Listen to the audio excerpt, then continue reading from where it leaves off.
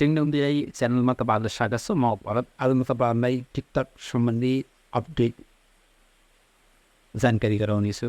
आज म टिकटक तपाईँसँग 2-3वटा अकाउन्ट छ भने अब टिकटकलाई कसरी डिलिट गर्न सकिन्छ। तपाईँसँग 2टा 3टा टिकटक अकाउन्टहरू डिलिट छ अथवा डिलिट गर्नुपर्ने अवस्था छ भने सधैँ पर्मानेन्टली तरिकाले कसरी डिलिट गर्ने एकदमै सजिलो तरिका म तपाईँहरूलाई सिकाउँदैछु। र म यस्तै टेक्नोलोजी सम्बन्धी भिडियोहरू पस्किनेछु र तपाईँहरूले कमेन्ट गर्नुहोला।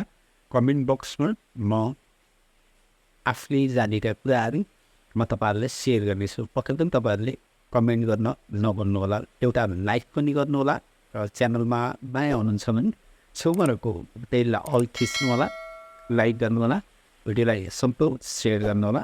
आउनुहोस् भिडियो टिकटकमा यसरी टच टिकटकमा टच गरिसकेपछि फाइनली मेरो अकाउन्ट खुलिसकेको छ।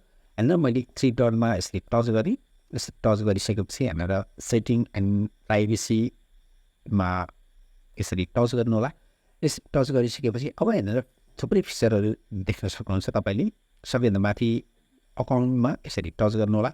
अकाउन्टमा टच गरिसकेपछि अब हेरेर विभिन्न अप्सनहरू देखा पर्छ। हेरेर सबैभन्दा लास्ट अब डिलिट अकाउन्ट भन्छ, डिएक्टिभेट अल डिलिट अकाउन्ट भनेर यसमा टच गर्नुहोला। यसमा टच गरिसकेपछि सक्नुहुन्छ डिलिट अल डिएक्टिभेट भन्ने छ। डिएक्टिभेट अकाउन्ट भन्ने छ, डिलिट पर्मानेन्टली भन्ने छ। तपाईँले के गर्न चाहनुहुन्छ, जस्तै मैले डिलिट पर्मानेन्ट गर्नुको लागि हेरेर मैले टच गरेँ साइडमा टच गरिसकेपछि why are you living TikTok भन्ने छ। तपाईँले हेरेर क्वेसन सोध्छ अथवा तपाईँले कुनै पनि एउटा हेरेर क्लिक गर्न सक्नुहुन्छ। अनि सिलेक्ट गरिसकेपछि हेरेर कन्टिन्यू गर्नुहोला। कन्टिन्यू गरिसकेपछि अब हेरेर यसमा टिक लगाउनु होला। टिक लागिसकेपछि कन्टिन्यू गर्नुहोला। कन्टिन्यू गरिसकेपछि हेरेर फेरि कन्टिन्यू भन्ने छ। हेरेर माथि विभिन्न कन्डिसन लेखिएको हुन्छ, तपाईँले हेरेर पढ्न पनि सक्नुहुन्छ। मैले हेरेर टच गरेँ, कन्टिन्यू गरेँ। कन्टिन्यू गरिसकेपछि अब भेरिफाई योर अकाउन्ट भन्ने छ। मैले हेरेर कन्टिन्यू गुगलमा राखेँ।